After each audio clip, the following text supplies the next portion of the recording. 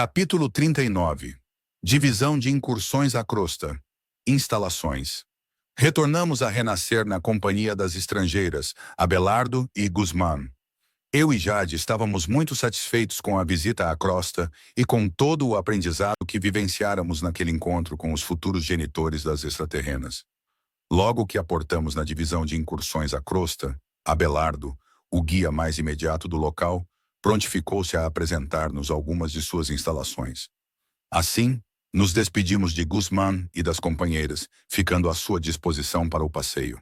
Tínhamos ainda certo tempo disponível até nosso reencontro com os coordenadores David e Omani. Abelardo gentilmente conduziu-nos pelo pavimento da bela edificação, no anseio de nos mostrar o treinamento dos técnicos de incursão à crosta. Assim ponderou: Jade e Savi, na condição de aprendizes, sinto-me instigado a revelar-lhes um pouco do processo preparatório dos técnicos como eu. Seria de grande valia que acompanhassem. Vamos às salas logo acima, onde nossos maiores ministram aulas preparatórias aos nossos irmãos. São preleções abertas, poderão participar sem maiores problemas. Chegamos assim ao referido auditório, onde algumas dezenas de criaturas acompanhavam a preleção. O palestrante mostrava-lhes a representação das diferentes camadas do astral terrestre, dissecando suas particularidades aos futuros navegadores de tais regiões. Assim dizia: avaliem, colegas, cada camada apresenta especificidade de matéria astral. Tal condição é severamente influenciada pelos habitantes das respectivas regiões, de vez que seus moradores se constituem usinas vivas de pensamento a alterar as propriedades do fluido universal veementemente, conferindo-lhe características diversas em conformidade com seu desenvolvimento moral. Naturalmente, as proximidades das urbes astrais sofrem maior influenciação das mentes que aí se instalam, quando comparadas às áreas mais distantes. Nessas, encontraremos, sobretudo, ecossistemas naturais, com fauna e flora compatíveis com a condição vibratória reinante. Notem que quanto mais nos aproximamos da esfera física, mais a matéria astral apresenta-se deletéria e malsã, muito mais densificada. São zonas tempestuosas, de clima mais agressivo e hostil. Podem enfrentar, nessas regiões, raios e tempestades em virtude das emanações mais tóxicas de seus habitantes. Por aqui, nas regiões mais sublimadas, encontraremos um clima ameno e estável, pois a matéria astral apresenta-se menos revolta e mais pacificada. Portanto, assegurem-se sempre de consultar, em seus planadores, as condições da psicosfera por que passarão. Nossas tecnologias de navegação sempre os auxiliarão na definição de melhores rotas. Lembrem-se que prezamos por viagens seguras com os companheiros de nossa cidade. E, em condições extremas, nossos aparelhos podem sofrer demasiadamente, perdendo mesmo a condição de navegabilidade e orientação. Nessas ocasiões, teremos de deslocar forças de resgate em seu benefício, o que devemos evitar, naturalmente. Assistir à preleção ofertada por Abelardo auxiliava-nos o entendimento de como era a vida no astral. Assim como na fisicalidade, para se navegar pelos ares, terra e água, é indispensável prudência e uso de tecnologia, com vistas a executarmos viagens seguras e alcançarmos os propósitos maiores. Observava ainda, nas animações da palestra, o deslocamento de massas fluídicas nos diversos planos do astral, cada qual com suas características específicas, assemelhando-se às imagens de satélite que as previsões do tempo na fisicalidade poderiam nos ofertar. Abelardo, notando meu interesse, fez questão de expandir minha compreensão nesse sentido. Em nossos estudos, sempre nos é orientada a prudência e a segurança de nossos passageiros. Embora não corramos risco de vida, pois que já estamos desencarnados, devemos privar os passageiros de possíveis desconfortos da viagem. Já tivemos casos de irmãos que se perderam em tempestades astrais próximas à crosta, sendo necessário o envio de equipes em seu auxílio. Mesmo aqui no plano sutil, a natureza possui suas manifestações diversas, sendo muito mais suscetível à influência das consciências sobre ela. Pois bem, nosso estágio por aqui será breve, e creio que por hora já aprendemos o suficiente. Permita-me levá-los a outro setor de nosso departamento, onde recebemos os pedidos de viagens à crosta, finalizou Abelardo. Assim, seguimos nosso companheiro aos andares inferiores da edificação e depois de alguns minutos, Ingressamos em um vasto salão, onde dezenas de criaturas trabalhavam. Elas recebiam os pedidos de viagem de diversos interessados de Alvorada Celeste. Assim, Abelardo nos explicou. Conforme divisam, os interessados em viagens à crosta podem aqui vir para agendarem suas visitas ou nos informarem para que as programemos. Quando se trata de excursões maiores, com muitos participantes, temos o trabalho de comunicar às equipes que nos receberão no destino, para que se organizem também, essencialmente, quando são visitas ao astral mais denso, onde, conforme notaram, precisamos ter maiores cuidados. Haja vista as influenciações fluídicas do meio. Nas viagens às cidades astrais de nossa faixa vibratória, o processo é mais simples, de vez que não precisamos de tais cuidados maiores. Todos trabalham no sentido de atender às demandas de Alvorada Celeste nos diversos âmbitos, seja de pesquisa, de lazer, encontros fraternos de familiares, entre outros. Essencialmente, nosso setor divide-se em dois segmentos principais, setor de planejamento e setor de navegação. Tudo se opera de maneira muito organizada por aqui, para que concluamos nossos objetivos com êxito, concluiu Abelardo. E quanto aos veículos, como funciona o treinamento de sua operação? Inquiri meu colega. Ótima pergunta. Devemos nos capacitar para tanto. Fazemos isso no setor específico em nossa cidade de Renascer. Lá, encontraremos escolas de preparo e assim estaremos habilitados a manejar essas modernas máquinas. Os planadores são altamente tecnológicos. O que basicamente aprendemos é a operar tais tecnologias de modo a garantirmos viagens seguras pelo astral terrestre. Naturalmente, teremos diversas categorias de navegação. Os veículos que circulam em nossa cidade são menos complexos do que os que precisam romper o astral mais denso. Assim como o veículo terrestre, em muito, se diferencia do avião ou do navio. As diferentes propriedades da matéria nas quais devem navegar conferem-lhes tecnologias e adaptações peculiares. Finalizou nosso guia. Abelardo muito nos auxiliava na compreensão sobre a operação de Alvorada Celeste e mesmo de Renascer. Assim, permanecemos algum tempo no setor, observando as escalas de planejamento, sobremaneira detalhadas e organizadas. Ainda assim, quis perguntar sobre uma dúvida que ainda me assolava o íntimo. Abelardo, estive noutras dependências do Departamento de Encarnação e muitos mentores conduzem até aqui seus encarnados em desdobramento. Como operam-se tais procedimentos? Vocês são contatados nesses casos? Veja, companheiro, os mentores experientes, que sabem navegar pelo astral mais baixo sem maiores problemas, não necessitam nosso auxílio. Deslocam-se rapidamente até os locais do plano físico e recolhem seus tutelados. Todavia, tal faculdade não é privilégio de todos por aqui. Faz-se necessário estudo e preparo energético para fazê-lo. Deste modo, aqueles que ainda não dominam tais faculdades contam com nossa ajuda, concluiu Abelardo. As explicações de Abelardo sempre eram esclarecedoras. Aproveitamos nosso tempo no amplo salão para ter uma interessante conversa junto aos monitores de psicosfera ali instalados, cuja função era apoiar os navegantes que se lançavam ao trânsito entre os multiplanos sutis. Assim, uma delas, por nome Anastácia, explicou como atuava por ali. Veja, companheiros, atuamos como auxiliares de navegação junto aos nossos pilotos.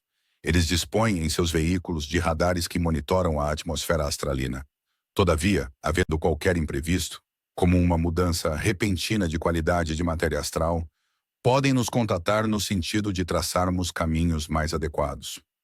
É preciso que compreendam que nossa psicosfera sofre interferência imediata dos habitantes das diversas regiões. Assim, qualquer comoção social mais exacerbada no plano físico, ou no astral inferior, repercute na ambiência fluídica adjacente, gerando tempestades e turbulências imprevistas. Dentre esses fatos, podemos citar os conflitos armados entre nações do globo, por exemplo. Em havendo um grande bombardeio ou ataque inesperado em determinado local, veremos furiosas tormentas no astral lindeiro devido ao sofrimento gerado, seja entre os recém-desencarnados, seja entre suas famílias. Podemos dizer o mesmo de catástrofes naturais, como enchentes repentinas que matam centenas ou milhares, terremotos, entre outros fenômenos. A comoção das massas reverbera na matéria sutil, gerando formas pensamento turbulentas e horripilantes, afetando sobremaneira nossos sensíveis equipamentos. Embora tenhamos os eventos isolados, podemos citar ainda regiões que são corriqueiramente turbulentas e, por isso, evitadas em nossas orientações. Em geral, são localidades onde as mazelas morais humanas se avultam, como regiões de tráfico e uso de entorpecentes, as zonas de meretrício, zonas de violência devido a conflitos armados, entre outros. Tais espaços físicos acabam gerando, no astral circundante, vastas regiões de almas viciadas, adictas às sensações envelhecidas ou às enfermidades morais, e ali perambulam com vistas a nutrir-se de tais eflúvios. Assim sendo, formam-se áreas de grande perturbação astral, finalizou Anastácia. Refletia profundamente sobre as ponderações de Anastácia. Conseguia conceber a atmosfera psíquica da qual falava. No plano sutil, o pensamento e as emoções são verdadeiros vetores de força a movimentarem a matéria astral, propiciando fenômenos vivos que seriam inconcebíveis para o olhar mundano comum. Deste modo, tais movimentos agressivos e hostis sobre a matéria vitalizada poderiam, certamente, desestabilizar os sensíveis radares dos veículos planadores. Ainda assim, quis questionar minha companheira. Sabendo que tais movimentos são, muitas vezes, imprevisíveis, atingindo os veículos em trânsito de maneira inesperada, como contornar essas situações limite? Em muitos casos, os veículos ficam temporariamente incomunicáveis. Todavia, nossos aparelhos conseguem localizá-los prontamente na região astralina. Assim, recomendamos que seus pilotos aguardem o resgate cabível, pois de outro modo, poderiam adentrar em zonas do astral bastante perigosas, mesmo para condutores experientes, respondeu Anastácia solicitamente. Como seriam tais zonas, Anastácia? O que encontraríamos lá? Perguntei curiosamente. Tais locais são depressões, locas de grandíssimas proporções, onde as almas infortunadas habitam. Vivem em profunda confusão, miséria e sofrimento, perpetrando entre si os atos mais horrendos. Assim, o condutor desavisado pode prender-se na espessa e viscosa atmosfera que lá se faz presente, sendo obrigado a estacionar por ali. Se lá permanecerem por tempo mais longo, sofrerão sobremaneira a influência perniciosa da matéria pestilencial, sob a forma de angústia e desorientação, asseverou minha colega. Poderiam ser atacados pelos infelizes dessas regiões, redargui. Nossos guias são treinados para eventos extremos como esse. Por isso, além da manipulação magnética que são capazes de operar em tais situações, portam ainda armas eletromagnéticas, que criam campos protetores até a chegada do resgate. O maior risco que observamos nessas ocasiões é a desorientação mental. Devido à atmosfera ensandecida em que se encontram, poderiam perder a lucidez, tornando-se incapazes de operar o magnetismo protetivo ou acionar os equipamentos de emergência. Portanto, nosso resgate faz-se imprescindível. Do outro modo, poderiam ser atacados e mesmo aprisionados pelos moradores dessas localidades, concluiu Anastácia de forma esclarecedora. Ouvia as palavras de Anastácia impressionado. Não imaginava que as zonas mais baixas do astral pudessem ser tão perigosas aos seus viajantes. Contudo, a nova perspectiva revelava-me que todo cuidado era preciso para viajar em tais contextos. As turbas dementadas poderiam perpetrar os atos mais ignóbeis contra os irmãos de nosso plano, quando em circunstâncias limite. Movido pela curiosidade, tratei de sanar outra dúvida que me assolava. E como seriam tais ataques, companheira? O que sofreriam? Perguntei novamente. Veja, Savi, em nosso histórico em Renascer, já tivemos ocasiões nas quais indivíduos se perderam em tais zonas, seja por inexperiência, seja por questões inesperadas. Em todos os casos, nosso socorro foi rápido e eficaz, logrando trazer os tripulantes em segurança até aqui. Contudo, temos relatos de outras cidades astrais, nas quais irmãos desavisados sofreram as investidas nas zonas trevosas, sob a forma de torturas, aprisionamentos ou trabalhos forçados. Lembremos, contudo, que tais casos são raros e ocorrem quando nossos companheiros fracassaram em suas tentativas protetivas diversas, entregando-se à inconsciência e à alienação de tais meios. Quando estamos lúcidos e conectados com as esferas superiores, nossa própria emanação fluídica salutar nos protege de ataques indevidos. Que grande sofrimento, complementei. Agem como tribos de homens primitivos quando encontram um grupo rival. De certo, asseverou Anastácia. Tenhamos em mente que o astral inferior não nos toma em boa conta. Há uma forte manipulação mental pelas inteligências trevosas, no sentido de distorcer o trabalho benevolente que desempenhamos por aqui. Tais lideranças buscam, de todas as formas, manipular as mentes enfraquecidas, para que se distanciem de nós.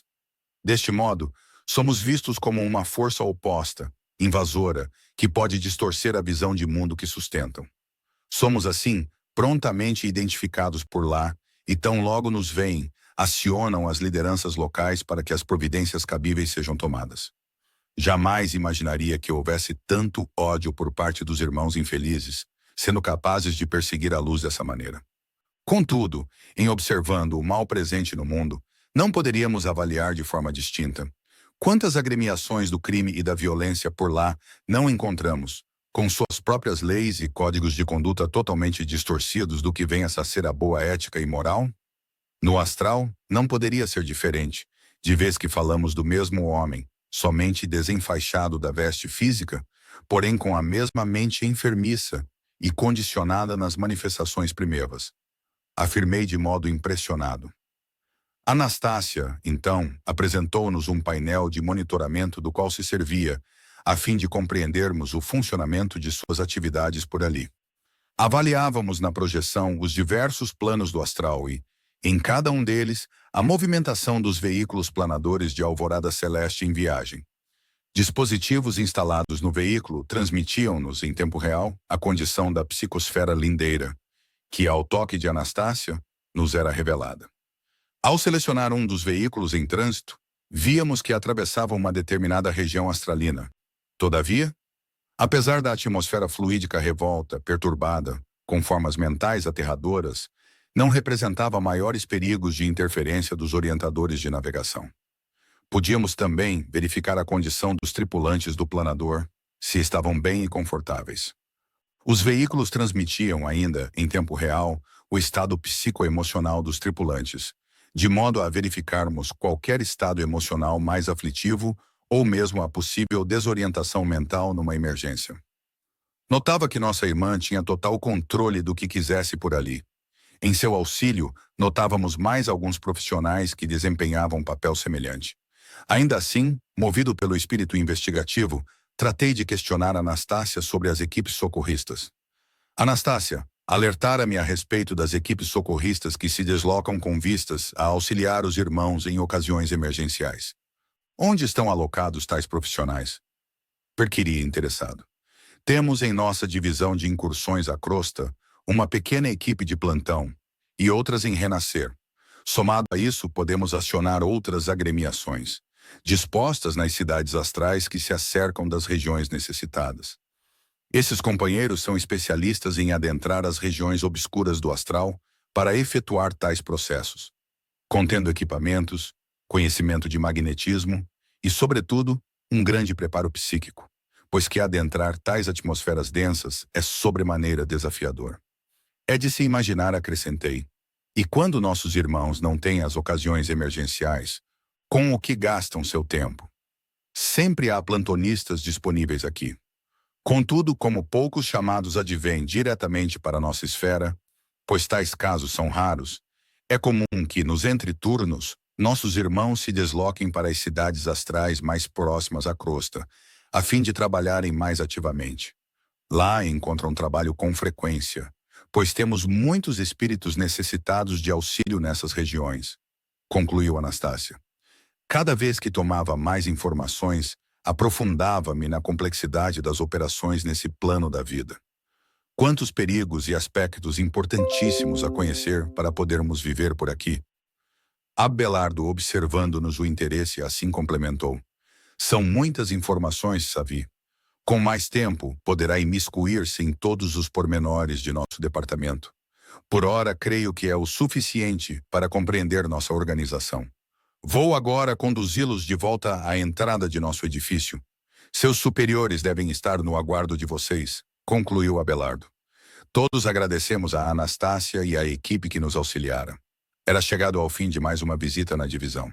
Descemos ao pavimento principal, onde nos encontramos com Omani, David e Simon, nossos coordenadores. A divisão de incursões à crosta era a última que nos restava a visitar. Assim, David e Omani fizeram questão de agradecer a Simon, que nos acompanhara em todas as outras subdivisões do Departamento de Encarnação. Muito nos alegrávamos por nos auxiliar em nossa viagem. Assim, fraternalmente nos despedimos e seguimos nosso roteiro pela gloriosa alvorada celeste.